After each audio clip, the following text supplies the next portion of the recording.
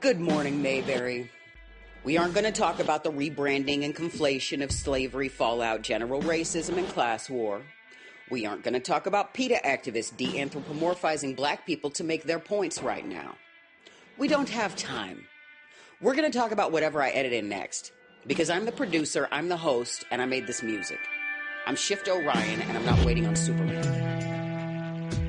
Who the fuck are you? I'm Christy motherfucking Warda.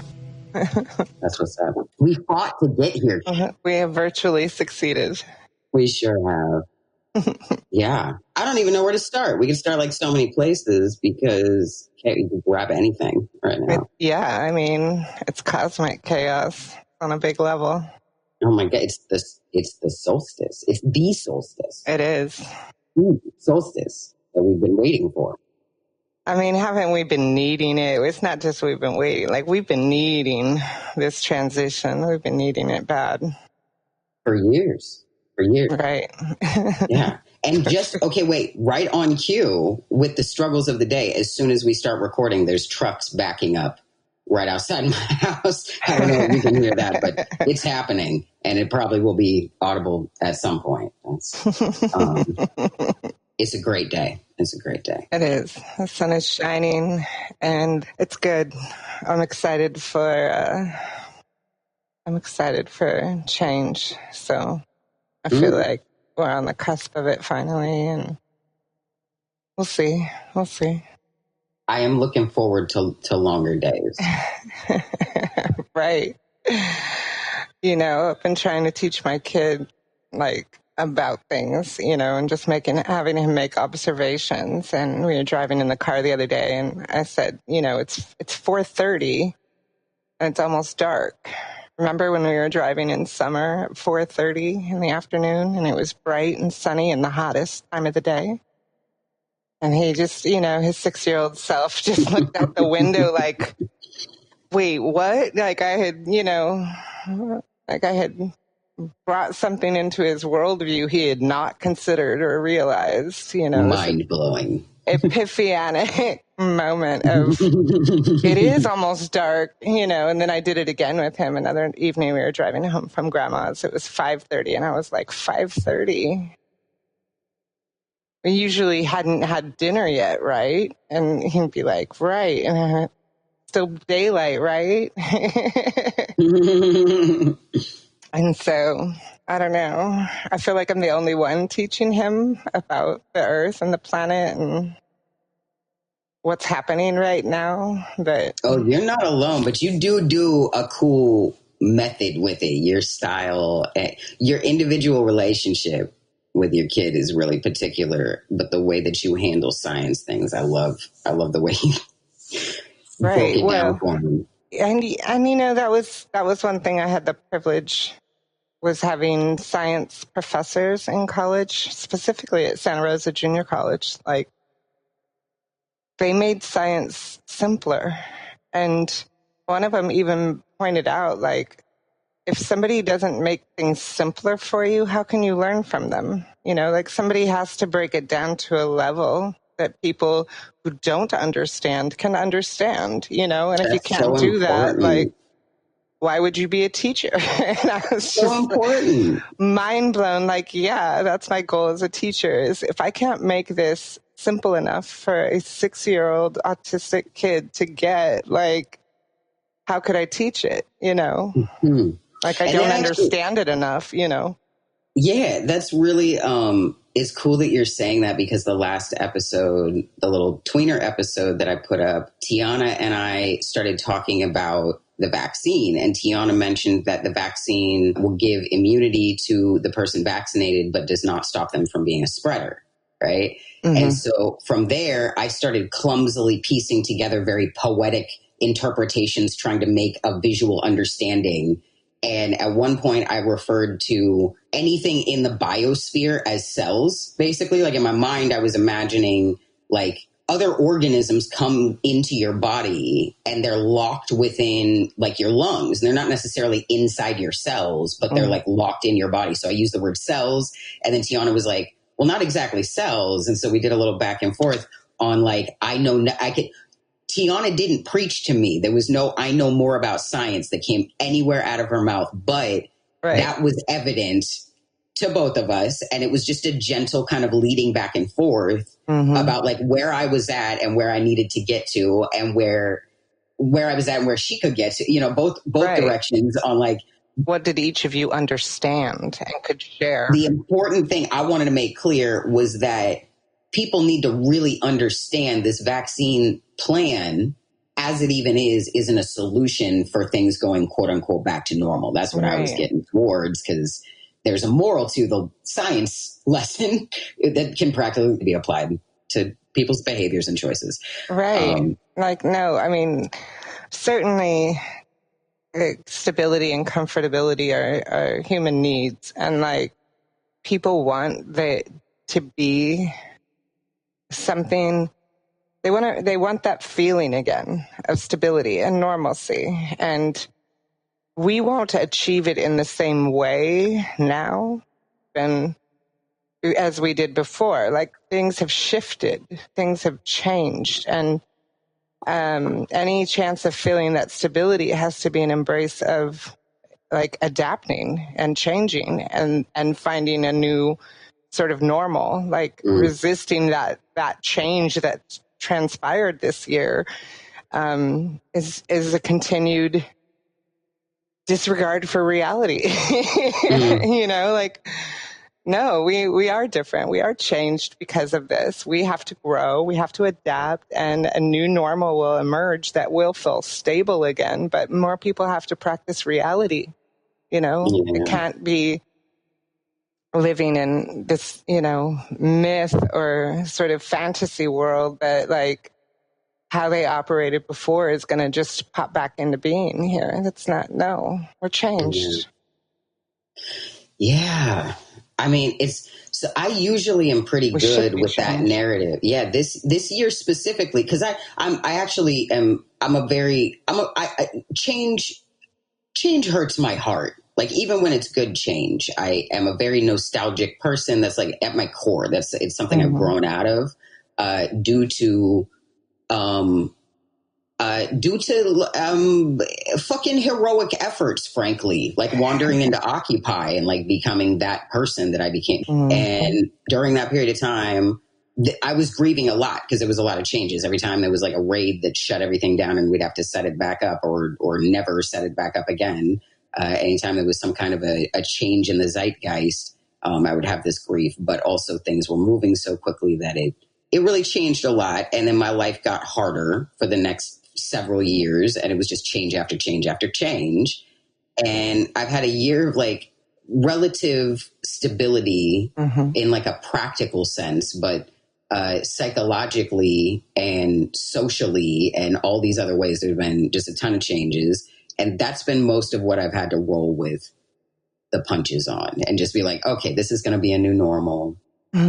It's always going to be a new normal. It's going to be fine. Yeah. But like this morning, I had a fucking meltdown about, like, I actually snapped and like had a whole, I was like laying in my bed, curled up in a ball, literally crying and saying out loud, like, I want to go back to normal too, like over and over and over again for a while. And like, that just, I cannot imagine how rough it is for people that don't have capacity to kind of like shoulder any of it. Right. Like, I'm not sure what to do and say for them, because the way it's manifesting is as this violent tantrum that puts everybody at risk. Right. But it's real. It's sad. I wish we'd make space to just grieve it all together or something. I mean, that is something I don't think everybody really grasps about our reality right now, is how much loss has been endured, and people are just persevering, like oblivious, like not grieving about it. Like, you know what happens when you don't grieve and you ignore grief? I sure do. It gets worse. And there was some articles that came out towards the beginning of the pandemic that started talking about how we're grieving as a culture, everybody individually, the world, probably Americans a little more aggressively, expressively than most, because we're fucking spoiled. And so it's harder for us to And not let's have face it. it, a large number of people here are still in a sense of denial about this, that this is a hoax, that it doesn't even exist. I have room for them. I don't actually believe in this because science is rough for me. I don't get it a lot of the time. I have no shame in admitting that. And I'm down to have conversations with people who are willing to be respectful of me. But I will literally like burn a bridge and a person on site about that disrespect vibe that comes from people that are like, what do you mean you don't blah, blah, blah, blah, blah. Right. Like that just won't fly with me. I get defensive of anti-vaxxers because of that effort. Because I see that people want to there's like, we want to solve a problem. Mm-hmm. We want everyone safe. So we are going to do the very thing that's going to not get what we want. We're going to scare parents and make them feel like we're their enemy. And stupid, shame. Just dumb. Make them feel stupid. Make them feel like make them feel like they're your fucking enemy. That's the only thing. I could do all the dots, but I don't want to take up that kind of time for this kind of bullshit. Stop doing it.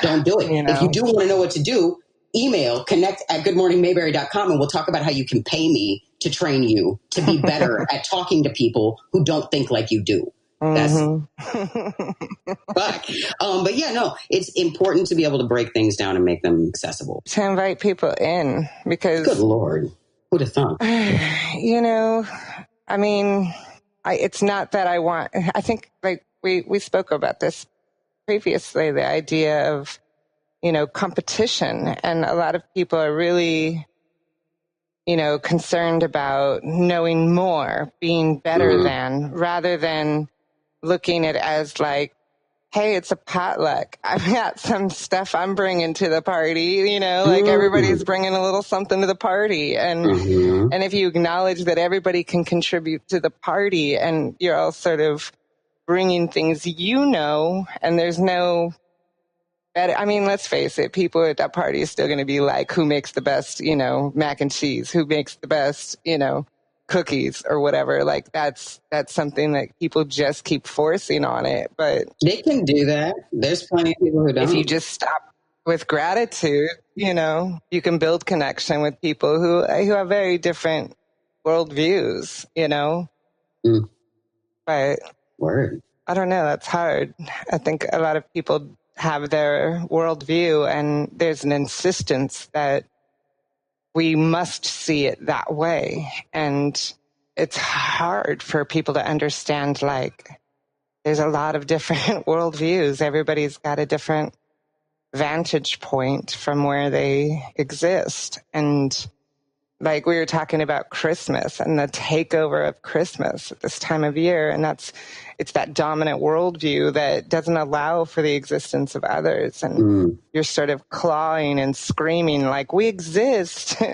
People who don't, we don't really celebrate the old, fat white guy falling in my chimney, after a year of surveilling my child of whether they've been naughty or nice, like whatever. like you really we all have to believe that? We all have to do that game every freaking year? Are you serious?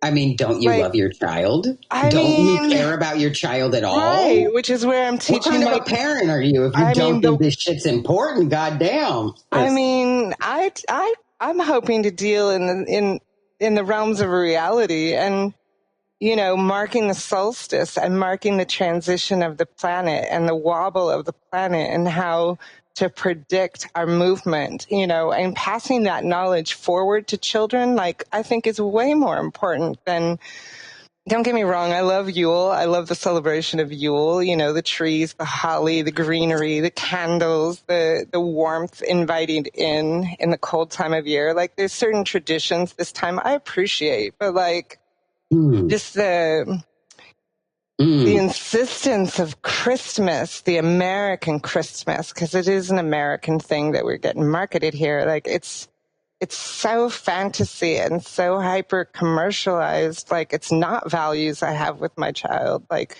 it's not harmless. You know what I mean? Like, it's not. I had an interesting thing. It's not reality.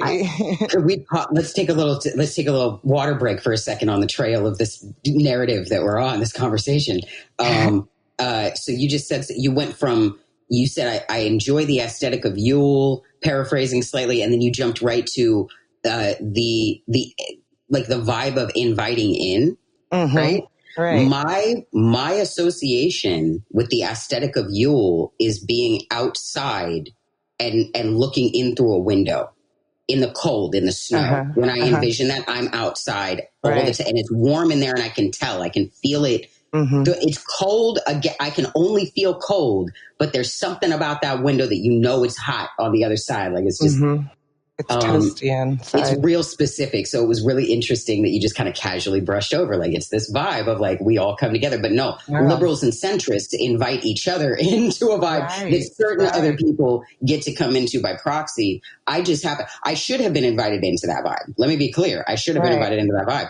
I don't get to be, because there's spiritual centrism in ways that doesn't show up in political centrism a lot of the time. I've noticed specifically this Christmas with like leftists flying around the country to go visit family that they planned before Halloween. No, I mean, Yule is a Northern European tradition. Like that is where Yule comes from Scandinavia, from Northern Europe. So, but it also comes from this freaking solstice, like almost every single, like, culture on the planet has had a celebration of this transition because it marks the consistency of our movement. Like we're flying right now. We're hurtling through space. Hurtling. Like when I'm sitting on my porch having a smoke, I'm flying 1,000 miles per hour. You know what I mean? Like I'm flying. I'm sitting still because inertia and gravity have me, feeling like, I'm not moving. But like the reality is that's how fast the surface of the earth is moving, and it changes depending on where you are. You know what I mean? Like time feels different on the planet also, because if you go up to like the North Pole or whatever, you have very little to move. You know what I mean? The surface of the earth doesn't have to move as wide and as far as it does around the equator. You know what I mean?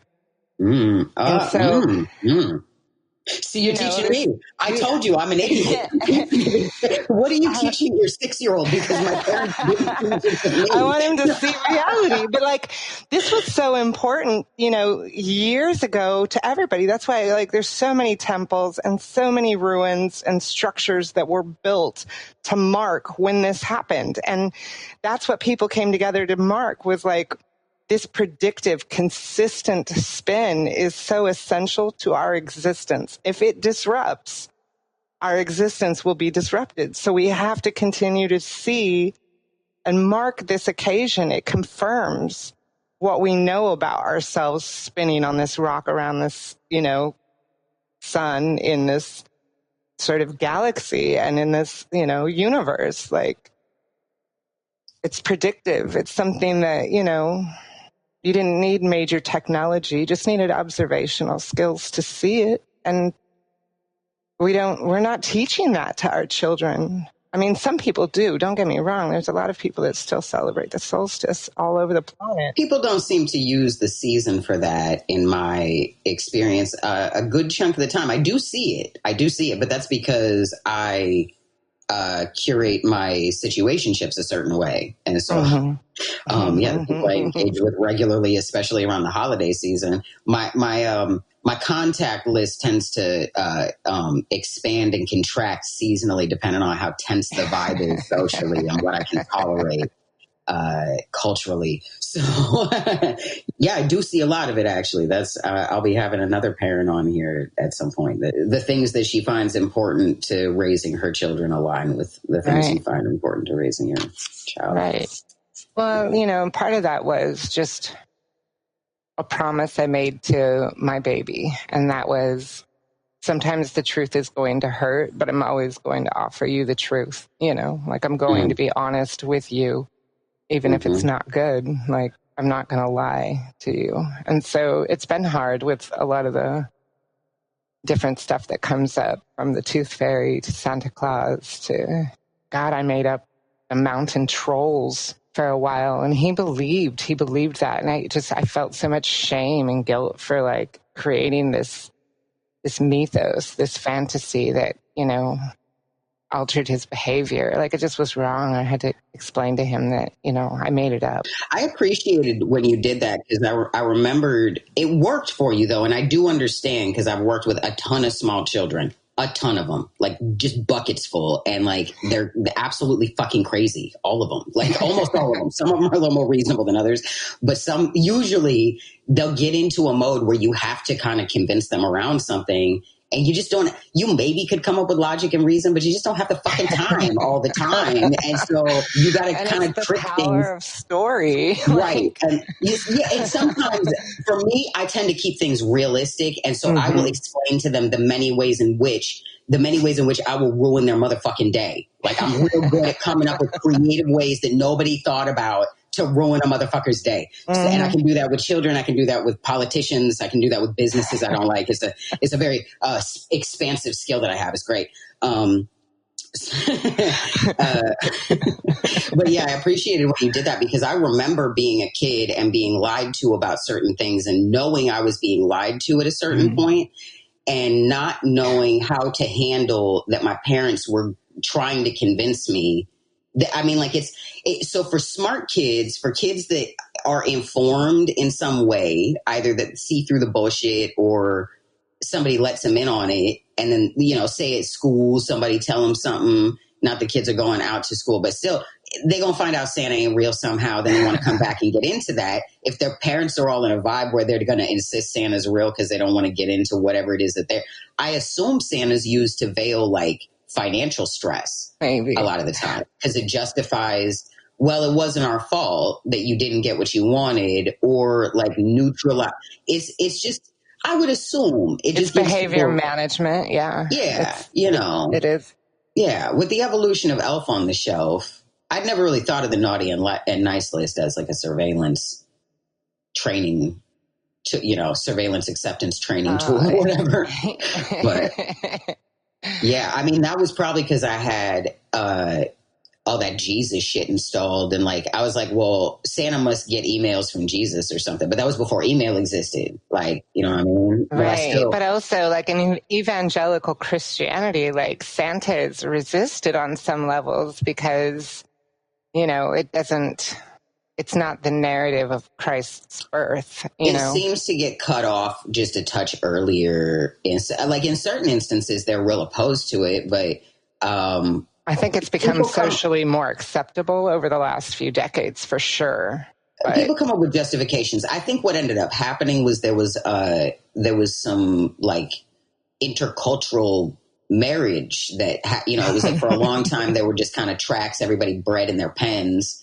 And then the fucking 60s had like Woodstock, I would guess. There was like big events. Like, I would imagine it was the concept of like international travel becoming easier, highways getting built, like the VW bus getting available and rainbow gatherings existed. You know what I mean? Like, it wasn't all those groups, but those kind of groups do matter to the overall narrative. Sure. It's like, look at everything in these comparing notes is important. You know what I mean? If you grow up in a small area and you're not talking to people that think differently than you don't get to compare notes. Yeah. But when you interact with people who are coming from like a different city, a different state, a different country, a different positionality in life, like, you can compare and hear different ways of doing life that, you didn't necessarily know about.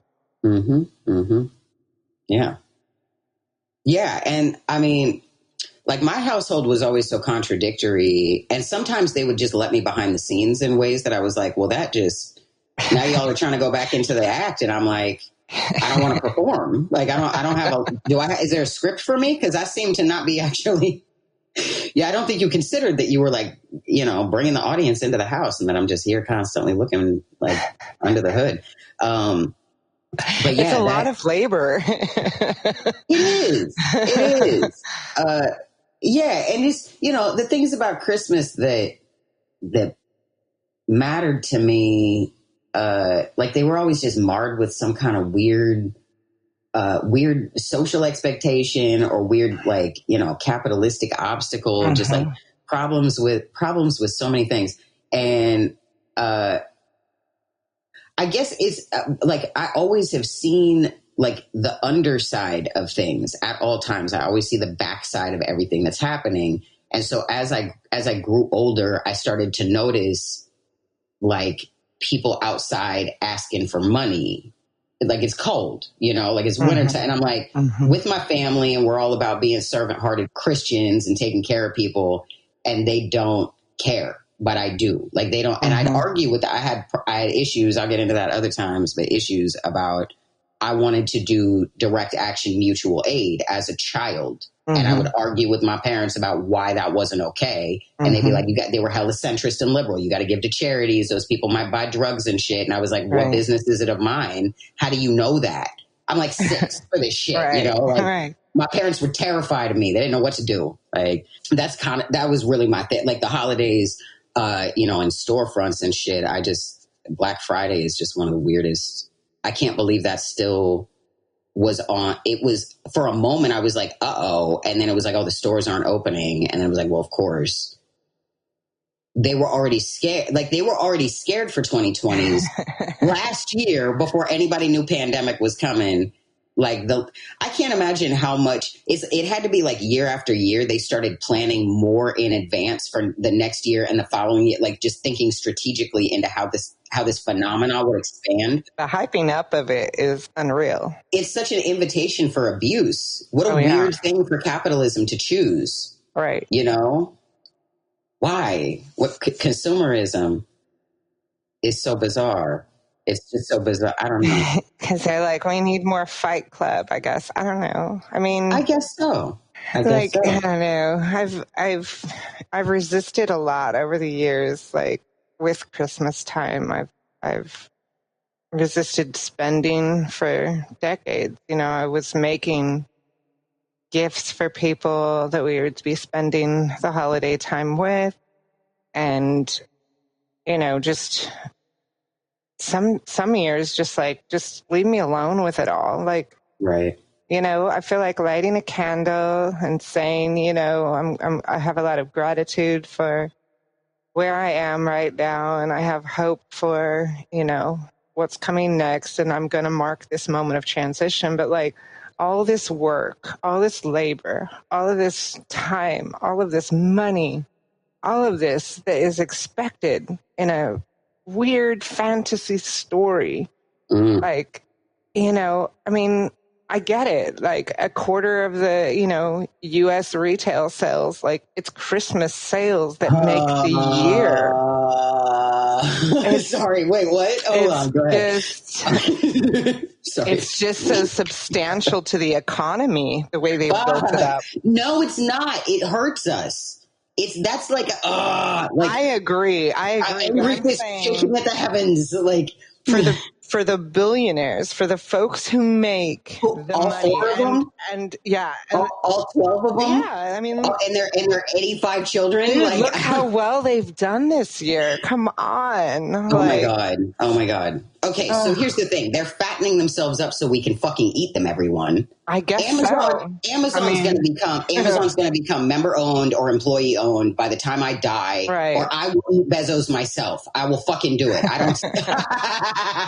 It's like just corral him up and say, "Okay, you did it, yay!" You like, we'll name. That's what I'm saying. Right? He doesn't have to give anything back. This is my deal. This is the deal that I'm proposing. He doesn't have to give anything back. No, take it and go. He won. This was not a game everybody consented to. This was not a game. We needed this service as a culture, as a society. We a digital marketplace. Exactly. A superstore of superstores. Right. It's great. It's fantastic. Give it to your workers. Hold up. I want to be really clear about something. Jeff Bezos did not build Amazon brick by brick with his 2 hands. Do you understand what I'm saying? Yeah. We do not need Bezos to have Amazon. We will not lose Amazon by fucking up Bezos. He's done. He stops now. Like, whenever now is, I'm fine with that in my lifetime, or I'll eat him myself. Give the company to the workers. There it is. And I just want to be clear about that. it's a haunting. I have to die, and he has to not have done this to eat him. You get what I'm saying there? I know. So I know what you're saying. Fucking A, right? Yeah. He's going to stop. Yeah. He's going to stop. What more do you need Fucking to do asshole. or prove? You're done. So, Just go. he's done. Take your winnings, retire, It's over. start something different, whatever. Yeah. Keep the islands, keep the solar powered yachts, keep the fucking, whatever kind of, I can't imagine what kind of kinky shit he's into. Let's not. We'll do that another episode. Hold on. I got to take a note. Jeff Bezos king. But let everybody else who's been a part of this now profit from it. Like, you did good. Yay. Bye. Yeah. They can keep it. Give it to the people. And we'll sue them for it. We'll sue them. It's okay. I mean, we'll sue them for it. It doesn't matter. Let them go away with their money. Employee-owned formats already exist. Right. For God's sake.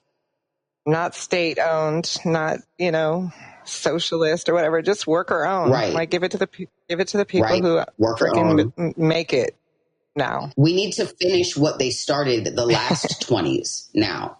Mm-hmm. You know what I mean? Like, we have to finish what they started the last 20s now. We already knew what to do, and it was combated. We have the blueprints. We just need to make some adjustments based on the technology we have available. Not that much has changed. The sentiment and the value, right. We adapt for our time, but yeah, the idea is people need to eat. Still here. We got more toilet paper now than they had back then, and we're running out of it because we're being idiots. Like, man. Yeah, no, and really, I'm just really glad that like Black Friday did not happen this year. It was nice. I didn't miss it. No, I didn't either. I did miss. When Black Friday happens, I have a tendency to go and look up this one particular iconic Black Friday picture that shows up on like lists like 8 signs that the world is ending, kind of, clickbait things. And it'll be like number 6, and it's a Black Friday shot that looks like a Renaissance painting. And one of my exes is front and center in it, getting smashed into a door frame, just like looking like they're going to die. Like, it looks, there's so many people pressed up behind them, pushing them into this door frame. Yeah. It's great. It's so fucking fun. They're stuck against the door. So it's like the door frame's right up in their collarbone, kind of their heads barely cranked around the side of the door, but they're right. It's like middle of the body. They're not getting around it. They're not tilting any direction. And they're stuck. The Renaissance of it is like the person right next to them is actually getting through the door and looks so fucking gleeful. Like, yeah, bitch, I made it. Like this face. There's like a kid with a parent pressed up on the other side into the window. They're not getting pushed because the dad's in front, like behind the kid, blocking the crowd from them, and their hands are against the window. Nobody's trying to run through the window. They're all trying to run through the door, but they're not moving, and they're just looking somber. Like, oh dear, what have we gotten ourselves into? And it just goes on from that. Every emotion that you can imagine in a moment like that is all in this shot. So I didn't look that up, but I can describe it for everyone even still. And I feel even better about my experience with Black Friday right now. But like the piling up of people and like gifts and food and like vehicles on icy roads and now COVID, we're just piling up COVID. Like, I'm tired.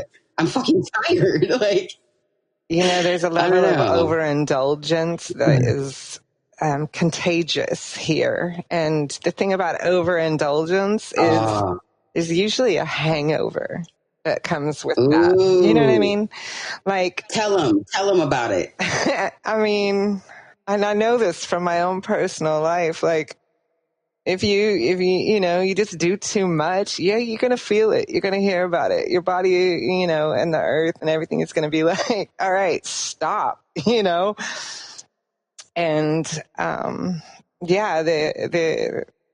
the number of people that will gather and share these weird stories and go into debt and put themselves, at risk of being super spreaders or vectors, and just the level of death and despair that comes this time of year anyways. This year, come on, it's going to be ugly into January. And like, I don't know, I'm trying not to feed into it. I wish people would see the amount of energy that they're feeding into this machine, into this entity, and just, you know, really start to think about what's real and what's important, and in what ways could we just bring Christmas down a fucking notch and like de-escalate that bitch. Yeah, like just de-escalate. It's escalated. Too much. It has. That's the thing. When I was a kid, it was already kind of excessive. It was already kind of a lot. That was kind of a trope. And, you know, the Macy's Day Parade, and I'll watch the Miracle on 34th Street, and they got these floats that they fill. Like, they manufacture all that shit just to one look day at of the it, year, you know? right. And we know now. Yeah, like, I mean, back then it was like people they didn't know to think about that shit so much, you know? Like, I imagine some people got it that worked on the edges of the industries that like process the waste of that shit, may have had some concerns, but they probably didn't even, you know, like in most instances. So like, the level of, I mean, what are we doing now? What are we doing? Especially, in California, it's been fire season still into December, and people put up lights. They put up Christmas trees in their houses. There was a big story about Coffee Park neighborhood in Santa Rosa and the massive light display, and I was like, just shaking my head, you know, like I'm like palm to face, shaking, going, I mean, what are we doing? I was in Coffee Park after it burned. There was a shelter right outside where it burned. It was like a little bit away, and I was asked to come perform there, and brought my little guitar out and played acoustic in the shelter. And then after, went and drove by some of what had burned. And like, I can't imagine. It's like I knew a bunch of people that lived right on the areas that were getting swept up in these fucking, they were so fast, these fires. They were so fast. No, it was suburban. I mean, forest burns a little differently. It whips fast, but like it's the grasslands and it's the houses with all that just timber. Like it's just, there's so much just kindling. It's firewood. It's ready to just go up. Well, and it was like the explosions from the power, the natural gas lines, and like it was so like the way that way the cars were blowing up too. Like it was so much to accelerate, and then the smoke from that fire. I remember when it came down here, I walked outside the first time it had took, and I was standing out there, and I was like, "Oh shit, it smelled this different. Is different." This is people. This is this is like their mattresses and their PlayStations and their toxic. Yeah. They're fucking they're douche bags and like they're, you know what I mean? It's their bleach from under the kitchen sink and under the bathroom sink and the one that was spare in the pantry. Like I started thinking of the items. Right. Yeah. Holy hell, man. Holy hell. Like, and it was so campfire smoke was visceral similar. for me. I could see it, you know, like I could see it. No, I don't. Yeah. I don't know. That's part of why I take this shit seriously, because it fucking haunts me immediately when new ghosts are released and I can walk into their essence. Like I'm probably hearing them on the side anyway all the time. But when I experience the scarring of a death like that just walks through the air into our fucking land, it makes me take things a little seriously. And then I just kind of accommodate my life around the new knowledge that I need to be careful. You know, like fire, pandemic, everything. I'm not doing. I already wasn't doing Christmas, but that's part of why I can look at it like this. Like, y'all, can you just now? Wasn't your wake up call like this? It wasn't your wake up call. And in Marin, we have the most America thing that's ever happened. I'm going to talk about this as many times as I can before it disappears. We have, when you drive down right by our civic center in Marin County, right on the highway, you get off and there's on one side of the road, you've got the COVID testing site. And then on the other side, and that's usually where the fire evacuation shelters are and all of that. They do things there. Right on the other side of the street, literally two signs, arrow pointing one to the left, and you're going into the COVID testing, arrow pointing to the right, and you're going into the Christmas tree lot where they have the Christmas trees and the fucking pumpkin patch. And I just feel very American when I'm driving there. There's also like a row of flags, like that you just drove past when you're coming in one of the directions, or you're driving towards it when you're coming in other directions. So American. I've never pledged allegiance so much as when I've been laughing my ass off, hysterically out of terror driving through that area. What the fuck? Like, I don't know. What the fuck? Definitely need to reevaluate some priorities. Definitely need to think about, what sort of legacy we leave for the children that, inherit this mess, Hmm. Inherit this mess.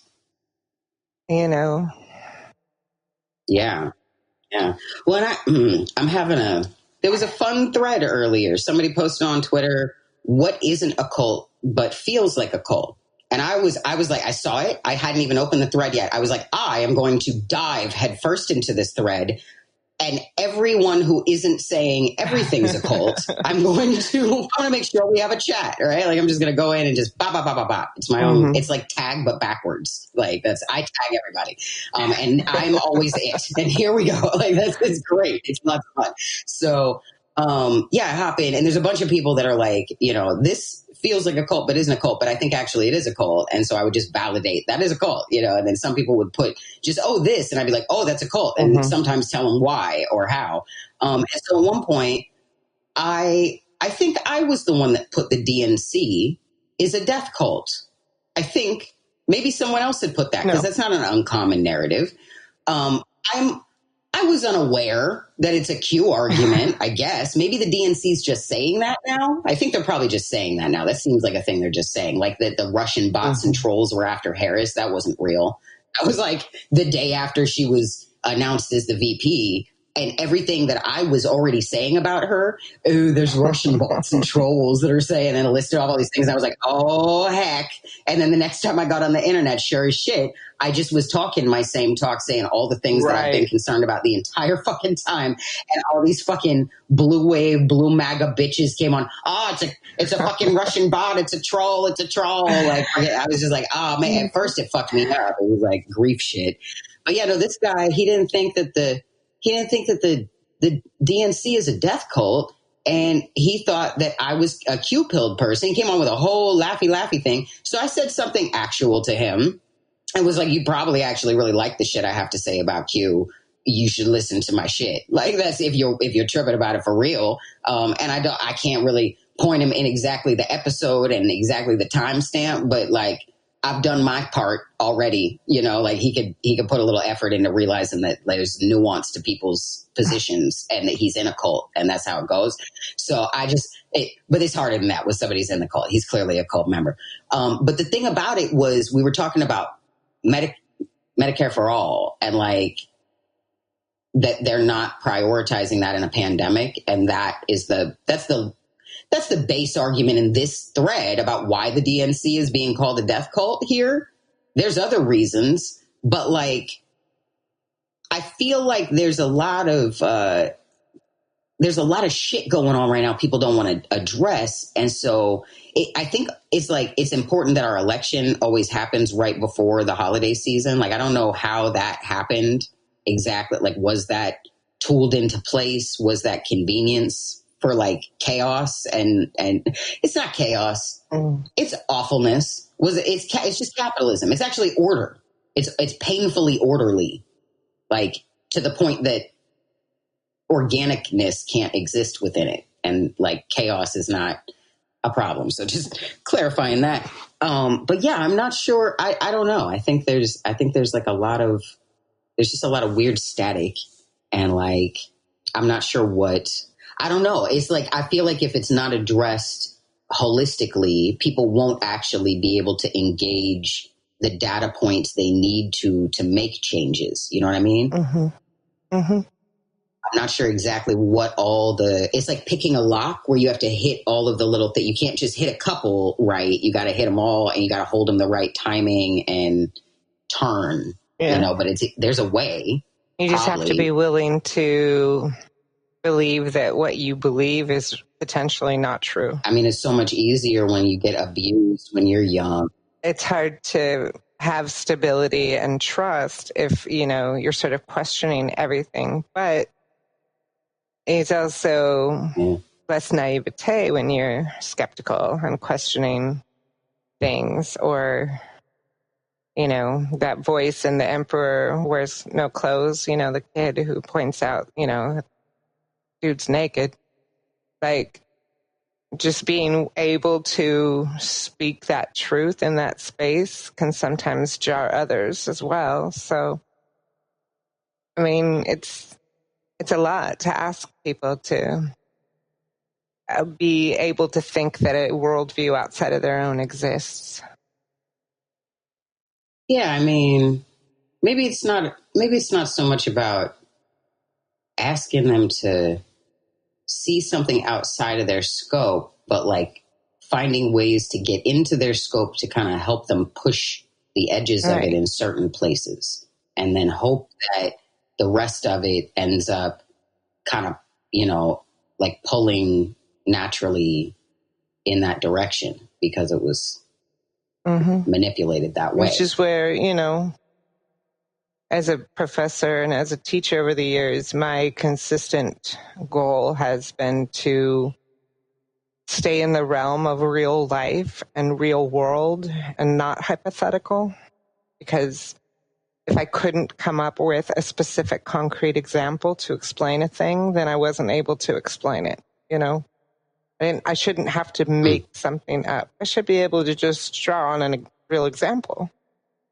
And if I can keep drawing on what's real, what's material, what's factual, then I could make, progress with students in helping them think about things a little differently or become critical thinkers, which was often the goal of a lot of my classes. So. It's interesting how environment and platform really changes things because you're outnumbered in that circumstance. Like you've got more people that are receiving information from you in that circumstance. I guess I'm linking this to another item on the agenda list that I want to get into, which is that I am losing my mind at the idea of New Year's Eve coming. I was joking so much about it. I was like, oh, fuck New Year's Eve. It's not going to be another year. It's just 2020's first birthday. Ha, ha, ha. It is funny. Don't get me wrong.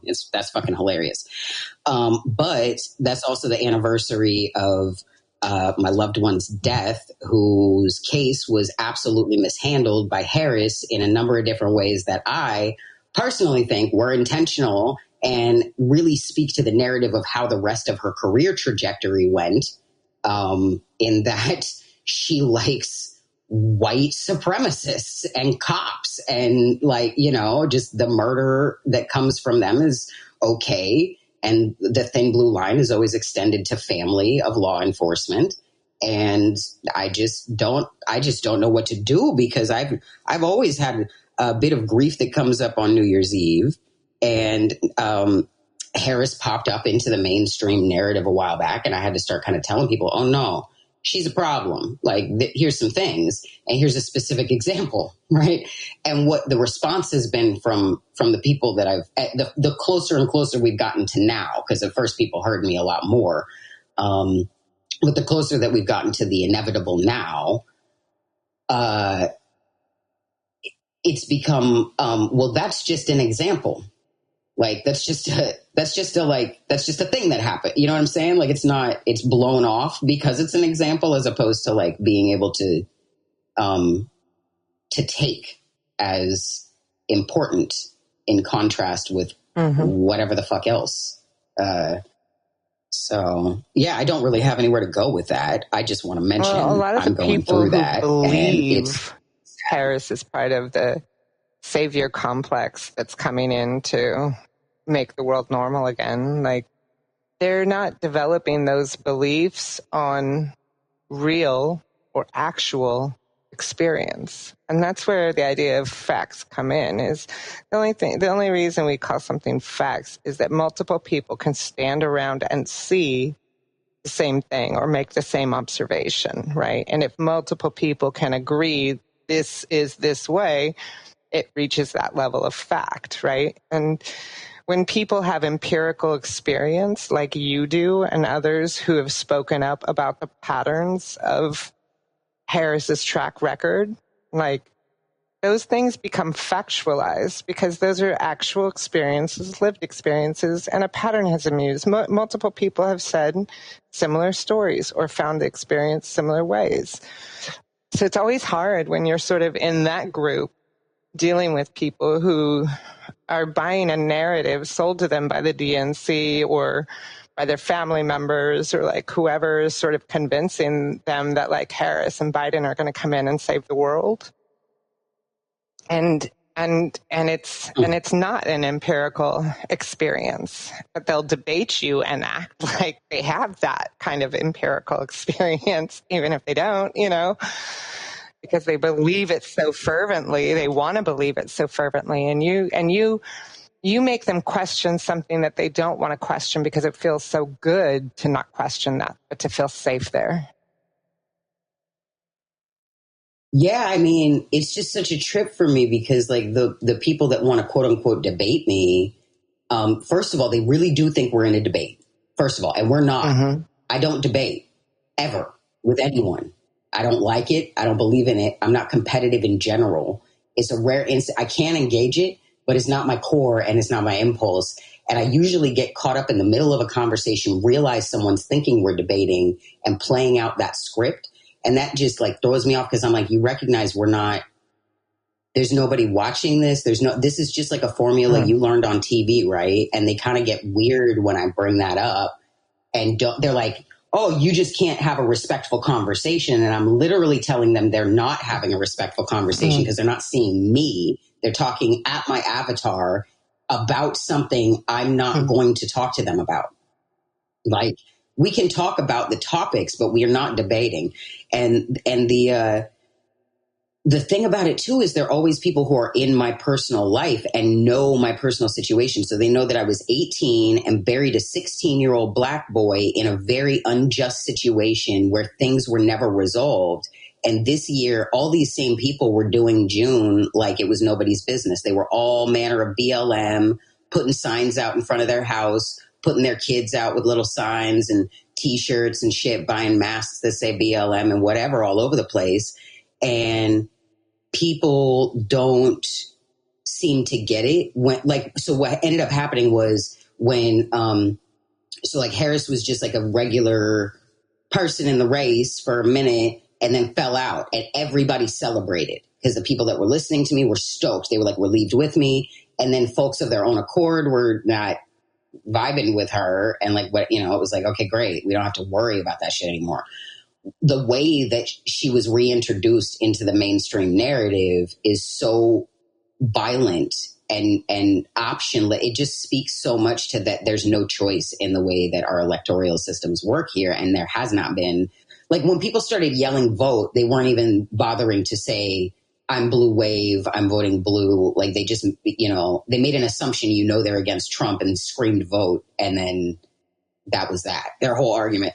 My whole point, these people understood that I was grieving anew because I shared it with them. Like I told them, and that's why they came to me to talk to me about the things they wanted to talk about at the volume they wanted to talk about it in. And so I was just faced with suddenly everybody that was my support system, everybody that's my social scene, kind of like, it was like a body snatchers kind of thing, or like the Matrix, like Agents of the Matrix. Like it was like, I never knew who was going to turn and want to use me to kind of like, to hump like a political boner on, like they got all worked up on the porn. Right. And then they come to me because I'm just strolling around as like a vulnerable. And this actually plays into my thing where it's like the like liberals are kind of like Democrats and liberals to me scare me because it's like they're like catcalling men, hollering at some girl on the street who's minding her own fucking business. And then like they want to like assault her because she doesn't immediately give them head for like screaming something profane, usually, or whatever. Like it's like, and so for me, they'll come to me and they'll have these expectations that I'm going to play a certain kind of script out with them on topics that I have a very different and nuanced lived experience based opinion. If it's an opinion at all, usually it's not an opinion. It's just, oh shit, you have an opinion about that? Oh, here's what the reality has been for me. So then they think we're debating because they think their opinion matters. It's a turd. Everyone has assholes. Everyone has opinion. It's a turd. They know it's a fart. that they conjured up somewhere in their soul. They have to know that their opinions aren't, you know what I mean? Like comparatively to what I'm saying, they have to know this. But for some reason, because of the boner, because they're all worked up and tumescent on this shit, they just see me as a whole, as a fucking trash bin to jerk off into and spill their fucking load at. And when I'm not grateful for it, thank you, sir, for coming on my face without consent, I get attacked, right? So from there, I got a little punchy, man. And I started lashing on people that didn't fucking have it coming. Like anybody that even mentioned, I couldn't even look at these motherfuckers. I couldn't even think about these motherfuckers. I couldn't talk about these motherfuckers at all. By these motherfuckers, I mean Harris and Biden. Like, I proxy, I couldn't really look or hear about Trump because I assumed that tailing that was going to be just bullshit.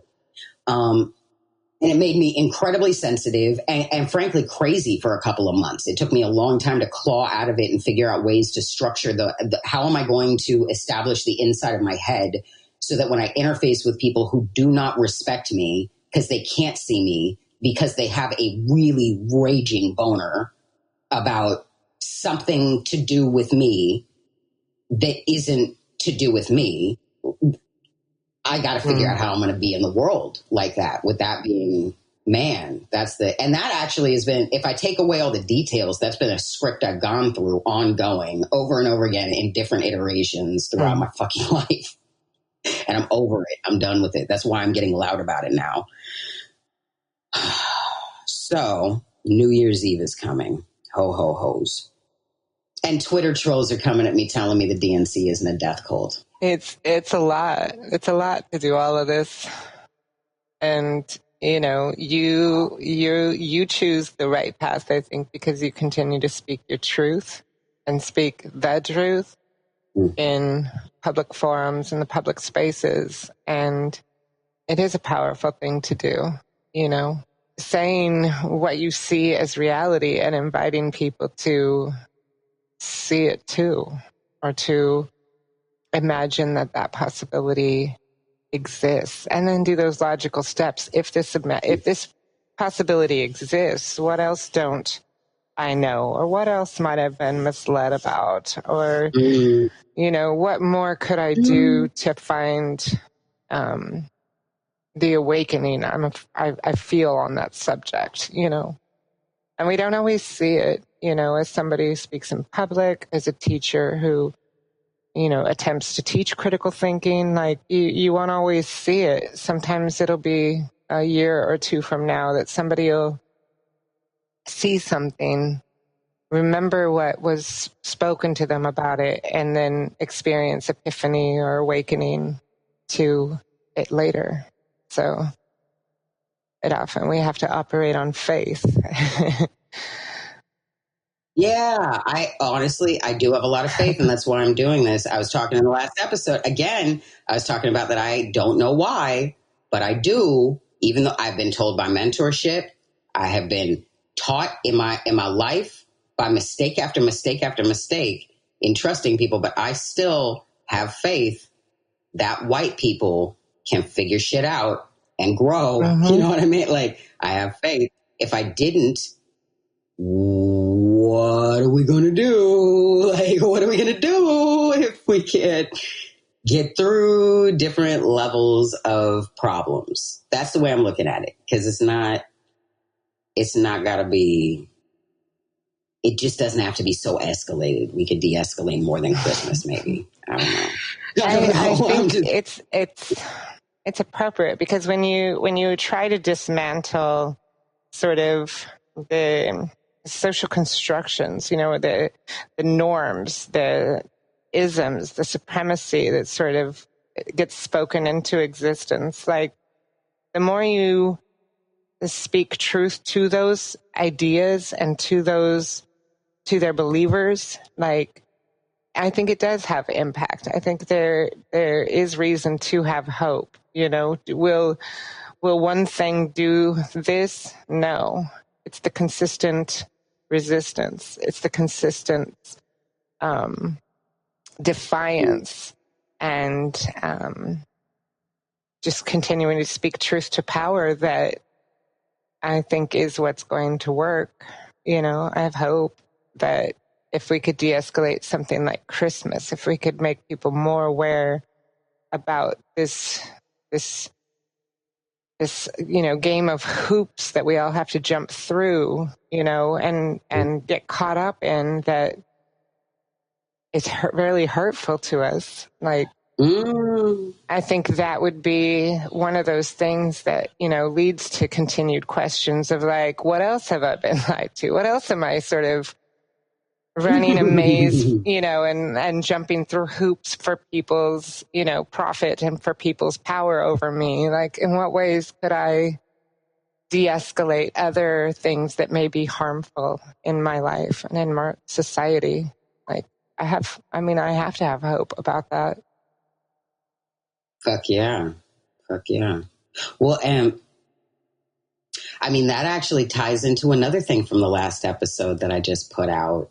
Interesting, because you haven't listened to it. No. Yeah, no, it just came out. And like, yeah, I was talking about how I think we should cancel the word friend. My exclusive argument right now, I've got all my personal arguments about how people have manipulated me and harmed me the whole time, explaining to me that they're my friend and that's why they can and are allowed, and they'll go on for years and years sometimes.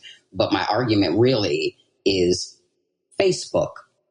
I rest my case. The word means nothing, right? That's it. So if we can cancel friend as a word that's so important, like it can still be used, but it doesn't need to be what it is, right? So if we can de-escalate Christmas a bit, we really can probably de-escalate a lot, you know, and it'd be cool to have people, because I think the thing is people like to be celebrated and they like to celebrate each other is the thing. So it's kind of more about coming up with clever ways to augment that into a fashion that's actually healthy. You know, like synthesize everything you want. You want to be healthy. You want to be spiritually healthy, even if you don't recognize that shit all the time. Like, it's not, right. It's just the thing, you know, and like, even if we're doing stuff against the nature of our health, we're still going to hit a limit with that where our body's like, ouch. And we need to call it back. Like, we need to just kind of dial it into something that does make more sense, or we're going to fall off the edges of what's acceptable within the range of not health. Because a lot of us live in like a, you know, it's like a donut around where we could live of health in the center of that. Like, we're like we're in a gradient right between, or straddling the fence of, or in some ways. And like, this is a place where we could actually do something. And that something is, don't fucking buy Christmas trees anymore. Chill out with the lights. Make sure you're reasonable with the lights. Especially if you live in like an area that's experiencing drought and has been traumatized by fires. That's it. Going to bed at night with all of these houses around me lit up, like, does not make me feel comfort. It doesn't make me feel comfort at all. Sketch. Well, and then it's like, you know, I just want to say it like this. Don't be a fucking narcissist. Like, if I'm ever preaching about something, or someone else is telling something somewhere about whatever, and you're like, well, how am I going to make that work for me when it doesn't even matter because I'm not in an area that is drought? Just don't, you know, if you're in a drought area, think about this shit. If you're not, then don't. And tell someone who is in a drought area, take it, translate it into something you can do if you feel like you need to.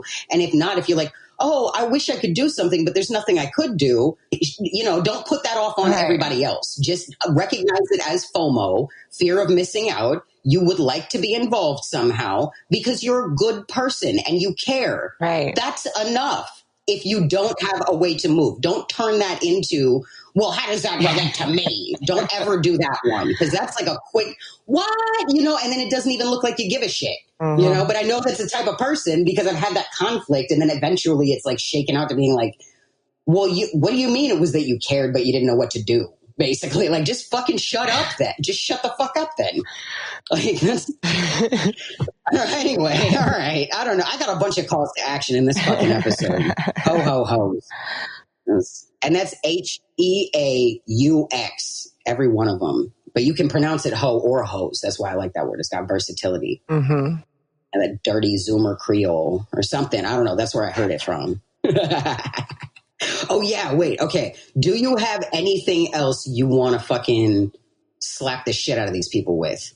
Because I got one last agenda item that we don't have to do this, but I do want to read it, and see what happens when I say it. My agenda is fulfilled. Excellent. I just got this one thing, and then I added a note for another time. I just want to remind everybody that I was talking about what the fuck would Jeff Bezos' kink be. Kinks. He's got a few. He's got time to play around.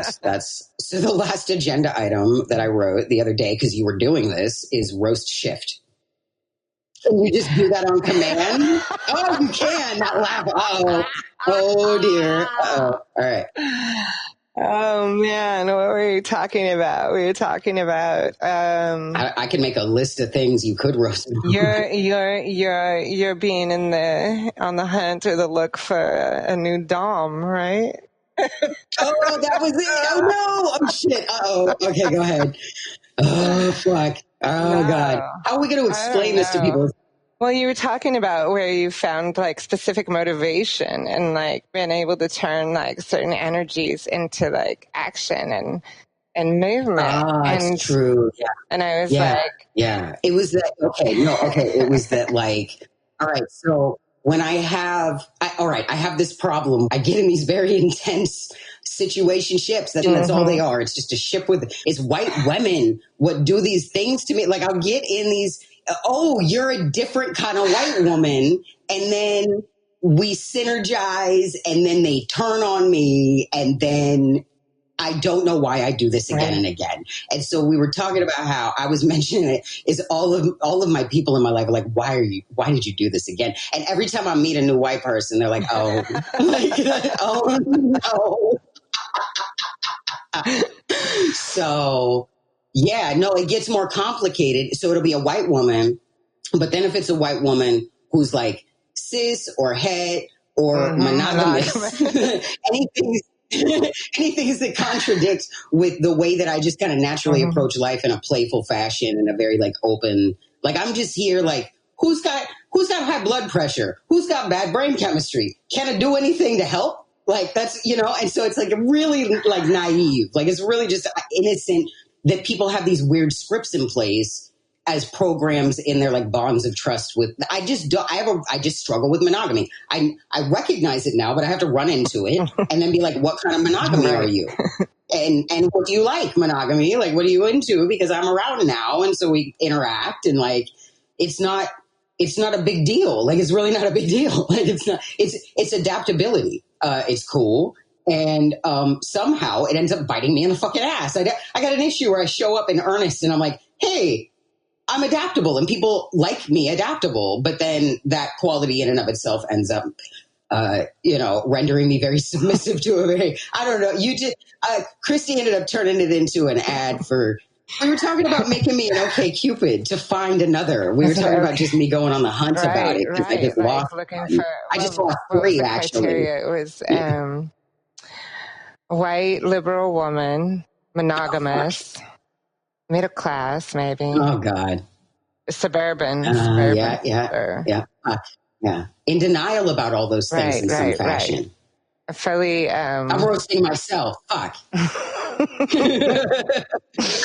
No, I mean, but it's good because I mean, if there's a consistent pattern of, these situationships and the situationships are unhealthy or liberating or like whatever, like it's good to notice like this is, a thing. And I have a feeling you're going to run into another one soon. We'll see. I had a thing happen this time though. And this was one of the elements that I'm like, oh no, I'm like making new stuff this time. I had an epiphany, like, cause this year broke me. I lost a bunch of people like towards the end of summer in little ways that weren't that big of a deal. But then the election season was just fucking scorched earth with bridges, like all over the place. And so after, I'd say like the end of November, I started coming out of this complete black funk, like this hazy, just cloud of, data, like just stuff. And I was like, I think I might be doing this because I'm the white devil slayer. And in order to slay white devils, I got to drive them out of the places in which they're hiding. Right. So I got, you know what I'm saying? I go on missions. I go on these quests. I think part of the problem is they think I'm something I'm not, you know, and I'm done doing this is the thing. So if it happens again, it's going to be a little different all the way through. It always is a little different all the way through. It's always been a spiral, and not even when it feels like a loop that I'm going swimming in a fishbowl. It's just because the spins are so tight that they look the same. But I've always been moving in a direction out of that fucking bullshit. So, yeah, you know, I guess I would like to mark this day as the day that's done. Like I already knew, but I guess, you know, since the topic's up, I actually didn't really expect it to go quite right here, but it's done. It's fucking done. Yeah, I mean, I'm gonna encounter white people and I'm gonna get into their shit, but like I don't have to get all fucked up by it. No. In that, you know, like I'm put the ads out. I'm on the hunt. It's continuing to see what you get from this or your sort of experience and how fulfilling it is for your needs. You know what I mean? There's importance in, you know, any situationship that your needs are being met. And if they're not, like, yeah. It might hurt on the way out. Well, that's the thing about it. Being tokenized is not a good thing for anybody because the thing is I'm not a token. So if you try to slide me into a slot I don't fit and run me through some kind of mechanic that I don't roll easily through, I'm going to do some kind of supernova alchemical shape-shifting shit while I'm inside that thing. And that thing is usually a precious mechanic of their life, other relationships, things they love, things they do, their hobbies, their habits, their passions. They want to involve me in those things. So that's the kind of stuff that I'm talking about when I say tokenizing me and sliding me into some shit I don't fit in a way. And that's not to say I am an adaptable bitch. I am. Am I not? Am I not? I find you pretty adaptable, yeah. I don't know. You know, I mean, really, if there's pushback, you'd be the one to know because you've seen me in some fucking states where I cannot be moved as well. Well, yeah, I mean, that's the thing about being an adaptable person is not being a naive or completely malleable person. You know, I'm not here to play the roles for everybody else. You know, like I'm not gonna contort myself for others in that way. You know, but fair enough, yeah. Absolutely. When, you know, information presents itself and I bring that into my understanding of the universe or my life or like what's happening, like, yeah, if it's something that demands or needs change, yeah, you're somebody that rolls with that and adapts and creates a new space, a new career, a new whatever. Like, you're highly adaptable. What happened? Oh, we have a visitor. It's your knee or your toe? It's both your knee and your toe. Oh my goodness. You're going to be okay? Oh, thank goodness. That's great. I was worried for a minute. Yeah. Thanks for sharing. I love him. Okay, so wait. Let's have a minute talking about your little DJ. My little DJ. That kid sends me songs to listen to that are so good. Like, and then, what was earlier? What was the song that he broke into? What happened? And he busted into? He came in. He took something from you, or he ate the last bite of something, and you were like, "Did you do this thing?" And he started singing Billie Eilish, "I'm the bad guy." Yeah, it was so cool. I love it. Yeah, he's 6 and he loves Billie Eilish. No, not anymore. Not anymore. Oh, not anymore. But he busted out on Q. He goes through different trends in music. Like he'll go hard in it and then he moves on. I don't know if you remember like the Ramones. Remember when he had her? Yeah, of course. I bet you he would remember word for word, like the lyrics. If you put it on, he'd be able to bust it out. Every now and then he'll let me play one or two of the songs. Oh, he doesn't like them now. Because he's into other things now. He's moved on. No, because I'll listen the songs he played. He sent me. It was like the EDM Sonic. What is it? Destroyed Mind. That's the one. And I put it on my workout playlist, and I ended up putting it on its own playlist on YouTube because that's the only way to put it on loop on the YouTube. And so I did it like that. And now it's like, I do that to dance now. I used to do it for lyrics, but I do it to dance. And I've got it's all, because I've been digging EDM. I didn't have a dance in me. My dance died altogether. It was only choreography for a long time when I was a kid, and then it died when I was an adult. I was like, I don't dance at all. Had no freestyle to me. And then somehow I fucking discovered EDM in like 2016. Like I fell out of that genre of music at all, and the EDM came about, like labeled accordingly, and there was just it was this new genre, and all of a sudden dancing. But yeah, no, I go through phases too where it's like I can't even. And then right now I'm doing Christian contemporary music for some reason, but it's good stuff. It's not. I went through a minute. I was doing bad shit from the 90s. I mean, I do though, because it's like Jars of Clay and Switchfoot are actual musicians, and like they didn't start their music projects just to do Jesus shit. They were actual musicians, and then the church is full of a lot of great musicians. It's one of the places in American society where music and creativity in music is often really encouraged, Yeah, well, I was doing a study at first, and then it landed me on Jars of Clay and Switchfoot, and then it's like I needed all the things I went through. It was important for a project I'm working on, but then I fell into it with Jars of Clay and Switchfoot, like, because they're just like, it's like Dare You to Move is like kicking my ass right now, because it's like I listened to it on loop also when I was that was like, I installed both of these probably when I was like 14, 15. I can't remember how old I was when they came out, but they fueled my, I was always a table flipper. Like I was in a cult and I was listening to this music, and the cult was abusive and doing shit all the time where they were gaslighting a bunch of kids and putting us in positions of extraordinary responsibility and trying to train us up in these bizarre ways. And Switchfoot and Jars of Clay absolutely were my spiritual armor to get in these modes where I would be like, this is fucking wrong. I will die on this hill. I'll die on this hill, and I'll blow up the city on the hill with me, like kind of shit. Like I was like, this is not what the church is for. This is not what life is for. I won't live another day like this, is like what it hit, like this wall. And then I would do something and things would change. It mattered. So they didn't mean to train me that was a valid response to oppression, but they couldn't not respond to my explosivity.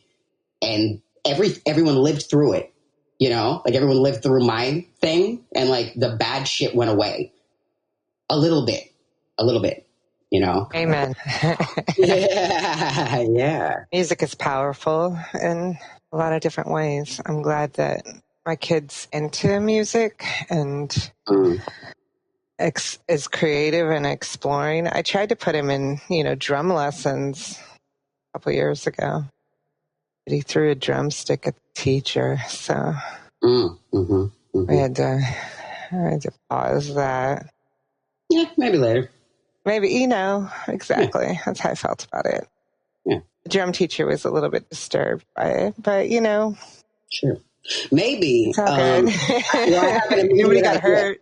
I have a thought. So YouTube videos about things like drumstick tricks, right? Like if he gets into that, and then you get him some drumsticks and a practice pad, right? One, and then he can practice drum rolls. And if he takes to that, it'd be really good for his dexterity. It's actually pretty easy, and it's the kind of thing you just kind of play with, like you don't necessarily need to like step right into I don't know.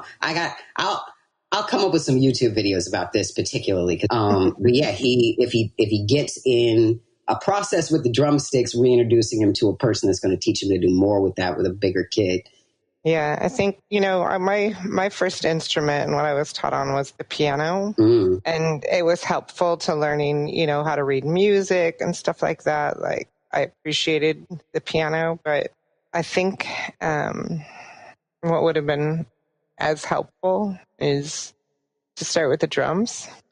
Percussion, timing. And really, focus on rhythms and focus on timing and tempo, and I think that would have been as essential of a foundation as the ability to read music. Like I got those things as time went on, but like, I don't know. I guess if I had a piano, I'd teach him on that too. But well, it occurred to me when it might be a good time is like after he starts doing fractional math.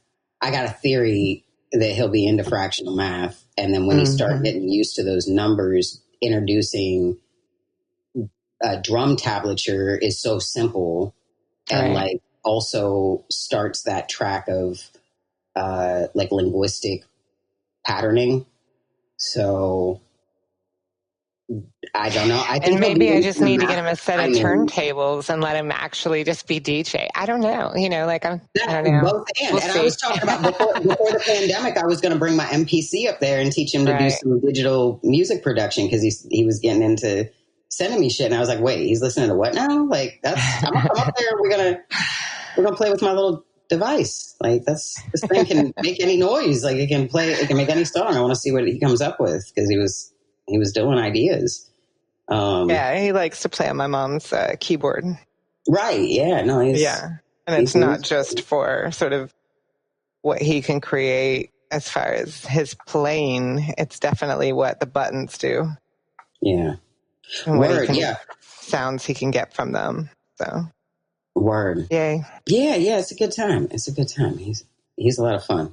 Are you, I mean, we need to wrap this up. I was thinking we were going to do an hour. You got plenty of content at this point. Oh my word. I'm going to have to edit the fuck out of this. I was like, let's do like 40 minutes at most in my mind. And here we are. It was worth every moment though. Thank you. I'm glad we finally were able to connect up and get this session. And yeah, this has been a solid episode. The solstice, Deescalate Christmas. I cannot stress enough. Deescalate something in this American culture. Deescalate something. If not Christmas, something. And ground ourselves back in more of reality and what is important, what matters really. Yeah. And this time next year, I'm probably just going to re-air this episode. We'll be like, let's go back. We're going to revisit Deescalate Christmas because they didn't get it. Are you kidding? You know what's going to happen.